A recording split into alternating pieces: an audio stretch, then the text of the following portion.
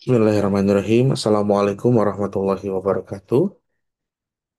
Eh, Pada kesempatan yang berbahagia ini, izinkan saya untuk menyampaikan video di mana video ini merupakan video pengajaran saya dalam mata kuliah Manajemen Pemasaran Organisasi Non-Bisnis, khususnya untuk pertemuan 1 dan 2 dengan nama saya sendiri Abdul Ahmad Hafid Nurmansyah, SEMM dengan NIDN 0412129005.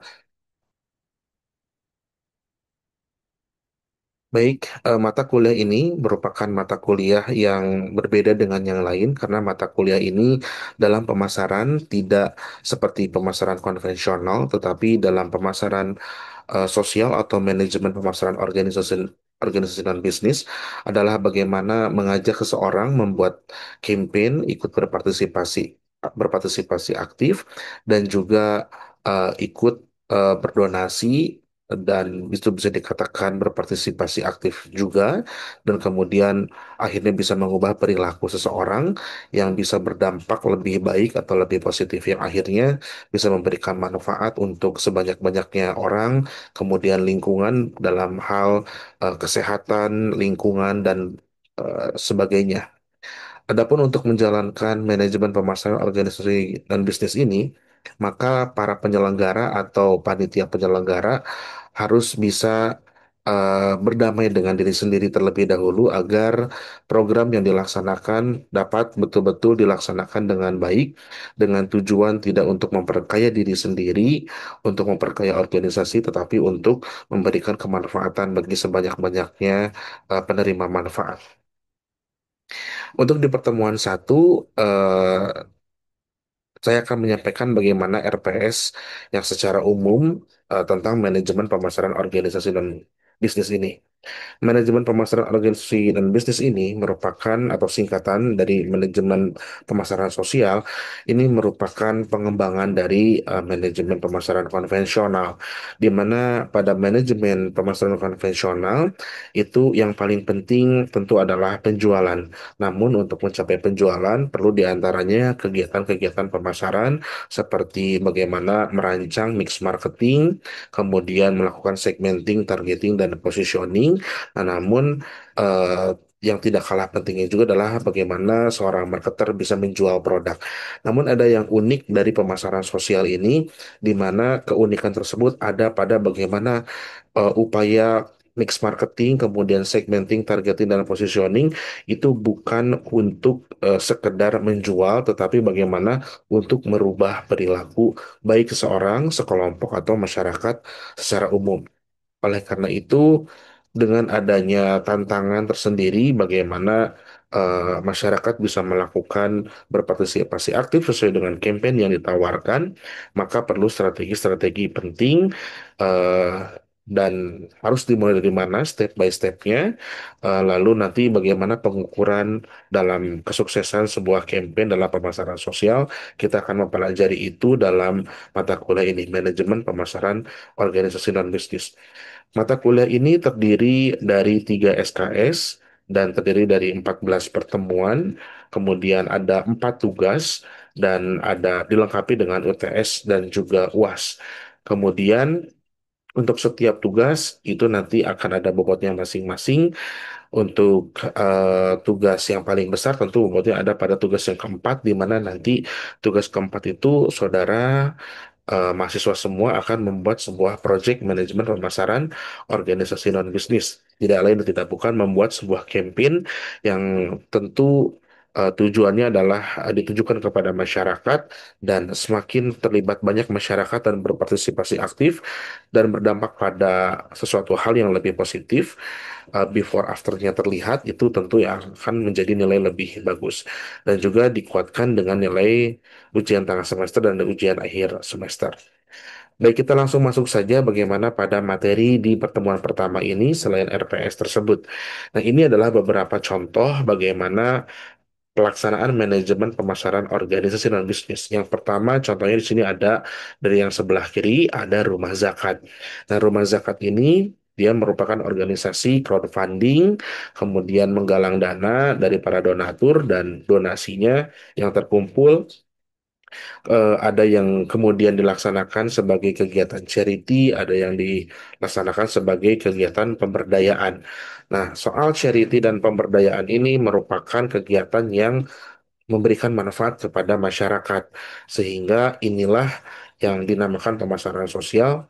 Yang dituju bukanlah penjualan, tetapi yang dituju bagaimana organisasi ini bisa mengajak orang lain untuk ikut berdonasi.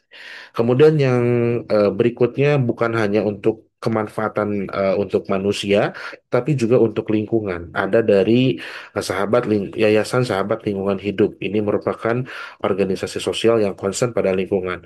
Selain itu juga MPON juga ini dapat digunakan konsep, strategi, dan teori serta materinya ini oleh pemerintahan. Bagaimana pemerintahan tentu yang digalakan itu adalah program-program untuk masyarakat, sehingga masyarakat bisa berpartisipasi aktif dengan program-program pemerintah, dan juga program pemerintah memberikan manfaat yang sesuai dengan kebutuhan masyarakat atau sesuai dengan fakta yang ada di lapangan.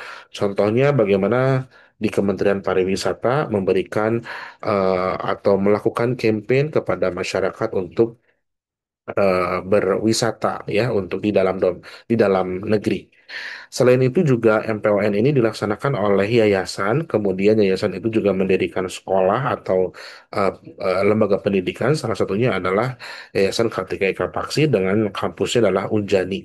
Selain Unjani ada Unjaya atau Universitas Jenderal Ahmad Yani Yogyakarta. Nah, itu juga merupakan organisasi yang melaksanakan manajemen pemasaran organisasi non-bisnis karena tujuannya adalah untuk meningkatkan pendidikan di Indonesia. Jadi tidak hanya semata-mata profit, tetapi juga untuk meningkatkan layanan pendidikan, menyebarluaskan sarana pendidikan, dan juga mencetak para lulusan. Hal-hal inilah yang kemudian menjadi tantangan bagi Yayasan KTK Paksi untuk bagaimana menawarkan masyarakat menyediakan fasilitas terbaik dari Unjani dan menawarkan kepada masyarakat untuk berkuliah yang tadinya tidak mau berpendidikan menjadi berpendidikan, berminat, dan sekolah S1 maupun juga S2. Hal ini juga dilakukan oleh koperasi. Koperasi juga dengan tujuannya untuk memberikan manfaat kepada anggota koperasi, itu juga termasuk pada organisasi yang menjalankan manajemen pemasaran organisasi non-bisnis. Selain itu juga satu contoh lagi selain dari rumah zakat ada dari rumah yatim. Dan ada juga seperti Dompet Duafa, yaitu adalah organisasi-organisasi crowdfunding di mana mereka memberikan campaign kepada para calon donatur dan donasinya dikumpulkan lalu dijalankan dengan berbagai program.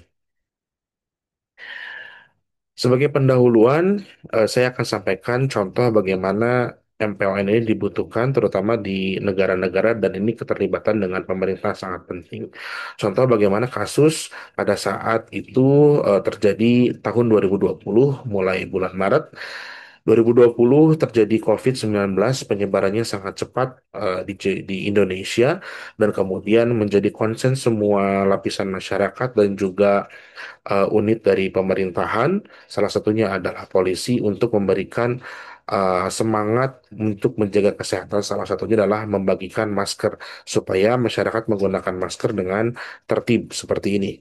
Kemudian juga ada yang seperti ini gambarnya dibantu ya dan diberikan, dan kemudian juga ada vaksin di mana ini menjadi syarat untuk masyarakat bisa beraktivitas kembali agar penyebaran COVID ini bisa lebih apa namanya lebih dikurangi, dan kemudian akhirnya alhamdulillah pada 2023 menuju 2024 semua sudah normal. Nah, jadi apa yang dimaksud dengan pemasaran sosial?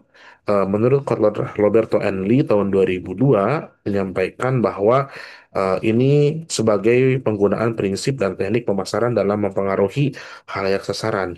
Yang paling unik di sini adalah bagaimana khalayak sasaran tersebut atau masyarakat secara sukarela dalam berbagai aktivitas campaign yang dimana memiliki konatif baik itu seperti menyetujui, menolak, memodifikasi atau juga menghapus sebuah perilaku hingga mendapat manfaat atau berdampak yang lebih baik baik itu untuk individu, kelompok maupun kepada masyarakat.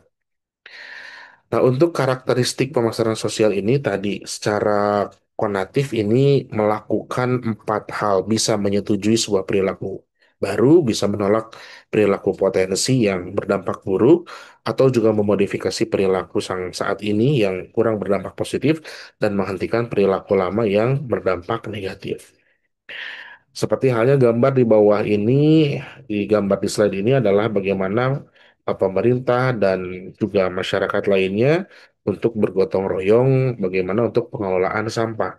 Selain disediakan tempat-tempat sampah, juga dilakukan campaign yang ini bisa terlihat dengan campaign yang seperti ini tentu akan berbiaya yang cukup apa mem- cukup membutuhkan anggaran yang besar ya.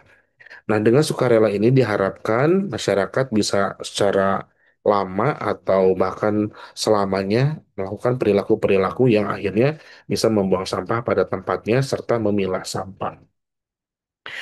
Kemudian penggunaan prinsip dan teknik pemasaran tradisional juga digunakan dalam pemasaran organisasi non-bisnis ini. Bagaimana kita harus memahami segmen atau halayak sasaran. Kemudian kita juga melakukan riset sebagai salah satu langkah dari strategi pemasaran organisasi non-bisnis dan melakukan segmenting juga sehingga campaign ini bisa optimal dan sesuai dengan kebutuhan masyarakat, melakukan targeting agar bagaimana pesan disampaikan dengan baik kepada calon halayak sasaran.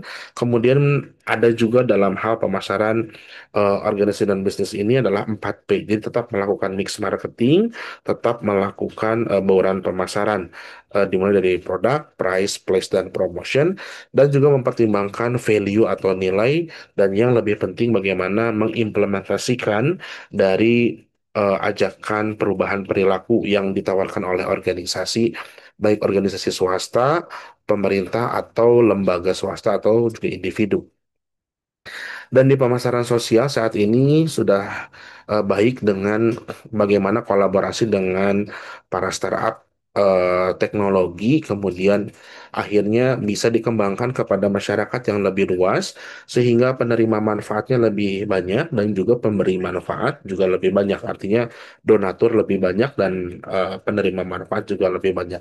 Seperti yang terlihat di gambar ini, bahwa pemasaran sosial itu bisa berbagai bidang, bisa dalam pendidikan, juga bisa dalam bidang kesehatan, dan juga bisa dalam kegiatan-kegiatan hal lain yang berkaitan dengan untuk saling memberi, gitu ya, mengasihani. Kemudian ini juga dilakukan oleh lembaga amil zakat, salah satunya adalah Laz dari Sidogiri. Nah, bagaimana penerima manfaat di pemasaran sosial ini bukan hanya saja para pemegang saham, tetapi bagaimana individu, sebuah kelompok, masyarakat secara menyeluruh bisa memberikan atau menerima manfaat dari kegiatan yang dilaksanakan. Nah, bagaimana pemasaran ini dimulai dan dari mana asalnya? Konsep pemasaran ini pertama kali diperkenalkan tahun 1971 oleh Philip Kotler sebagai Bapak Marketing Dunia dan Gerald Zapman melalui sebuah artikel yang menggambarkan prinsip dan teknik pemasaran untuk memajukan penyebab, gagasan, dan perilaku sosial. Pemikiran kedua ilmuwan tersebut akhirnya diterbitkan di Journal of Marketing volume 35 3-12 tahun 1971 dengan judul Social Marketing and Approach to Plan Change. Dan ini sangat relate sekali bagaimana SDGs 17 tujuan dunia yang harus tercapai, di mana salah satunya ya harus adanya unsur pemasaran sosial agar campaign-campaign yang dilancarkan oleh atau diselenggarakan oleh pemerintah maupun program dari perusahaan swasta atau baik individu dan organisasi ini bisa berjalan dengan lebih baik. Lalu apa persamaan dan perbedaannya dengan sektor yang komersil? Ini dia yang pertama, persamaannya sama-sama menerapkan konsep orientasi pada pelanggan, menempatkan exchange sebagai fundamental, kemudian melakukan riset, lalu melakukan segmentasi, mempertimbangkan mix marketing atau 4P, dan hasilnya juga diukur. Kemudian perbedaannya, keuntungan finansial ini tentu untuk komersil, tapi untuk pemasaran sosial ini adalah bukan keuntungan finansial, tetapi kesejahteraan individual dan sosial. Seperti contohnya di sini bagaimana pemerintah Kang Deddy Mulyadi sebagai Gubernur Jawa Barat ikut berpartisipasi aktif dan kemudian mengajak kepada masyarakat dan juga ikut andil dari TNI ya seperti ini untuk melakukan perilakunya memelihara lingkungan dan kemudian juga ini membersihkan solokan atau sungai ya yang ada di Jawa Barat, kemudian di Sukabumi ya, kemudian ini di apa namanya didokumentasikan dan di-share kepada masyarakat. Hal ini ditujukan agar bagaimana pemerintah bisa menginterpretasi, merepresentatifkan bahwa kerjasama dengan pihak TNI dan kemudian bisa kolaborasi dengan masyarakat juga langsung turun ke lapangan untuk membersihkan lingkungan gitu ya. Dan hal ini harapannya berdampak pada masyarakat yang akhirnya tidak membuang sampah sembarangan, kemudian sama-sama melanjutkan perjuangan memelihara lingkungan. Nah, hal itu tersebut ya yang dapat memuaskan masyarakat sehingga lingkungan dapat berjalan dengan baik ketika ada air hujan turun, kemudian semuanya saluran-saluran dapat berjalan dengan baik. Dan perilaku-perilaku ini secara sukarela diharapkan berjalan secara eh, otomatis ya, hal itu yang diinginkan oleh para pemerintah atau para pelaksana kegiatan. Kemudian memang pemasaran sosial ini lebih sulit ya dibandingkan penerapannya di sektor komersil karena di pemasaran sosial ini bukan hanya menawarkan produk tetapi bagaimana mengajak seseorang atau sekelompok untuk merubah lingkungan agar berdampak pada merubah perilaku yang bisa berdampak positif baik untuk ke kesehatan, baik untuk ke lingkungan dan ke pendidikan serta sektor lainnya. Siapa saja yang melakukan pemasaran sosial ini? Tadi saya sudah sampaikan, ada di antaranya dari pemerintah seperti Kementerian Pariwisata dan juga Konservasi Alam Nusantara. Kemudian adakah cara lain untuk mempengaruhi perilaku masyarakat? Dalam bukunya Kotler and Roberto Lee menyampaikan cara lain untuk mempengaruhi perilaku masyarakat ya kalau tidak dengan campaign yaitu dengan cara teknologi ya perkembangan teknologi, kemudian kebijakan ekonomi, kebijakan hukum politik atau pembuatan kebijakan dan juga di bidang pendidikan. Nah, untuk teknologi seperti ini contohnya bagaimana angka kematian dari kecelakaan kendaraan bisa dikurangi dengan penggunaan seatbelt. Ini merupakan penggunaan teknologi seatbelt yang akhirnya semua orang atau orang-orang diwajibkan untuk lebih mengamankan dirinya dalam berkendaraan. Kemudian dalam kebijakan ekonomi seperti contohnya bagaimana kebijakan bagi orang yang punya kendaraan lebih daripada satu, maka ada pajak progresif yang diharapkan ini bisa sedikit mengurangi orang punya kendaraan, akhirnya lebih efektif orang punya kendaraan dan betul-betul digunakan. Ya. Dan kebijakan hukum contohnya seperti ini, bagaimana eh, untuk alkohol, kemudian juga untuk obat-obat terlarang itu tidak diizinkan ya di Indonesia. Namun di berbagai kota besar memang ada, tapi itu dikuatkan dengan kebijakan hukum yang tempatnya juga khusus dengan harga pajak yang lebih mahal. Kemudian dengan pendidikan, contohnya bagaimana campaign HIV/AIDS dengan pendidikan di tataran SD, SMP, SMA, kemudian di mahasiswa juga akibat dari ini seperti apa, diberitahukan dengan pendidikan-pendidikan lokakarya atau workshop atau lokakarya seminar gitu ya. Kemudian apa namanya? FGD dan akhirnya mudah-mudahan dengan demikian masyarakat bisa lebih aware tentang bagaimana menjaga kesehatan terutama dalam hal penyebaran penyakit dari HIV/AIDS. Demikian materi singkat dari pertemuan satu dan 2 untuk manajemen pemasaran organisasi dan bisnis. Kurang lebihnya mohon maaf. Saya Abdul Ahmad David Nurmansyah dari Universitas Jenderal Ahmad Yani. Terima kasih. Wassalamualaikum warahmatullahi wabarakatuh.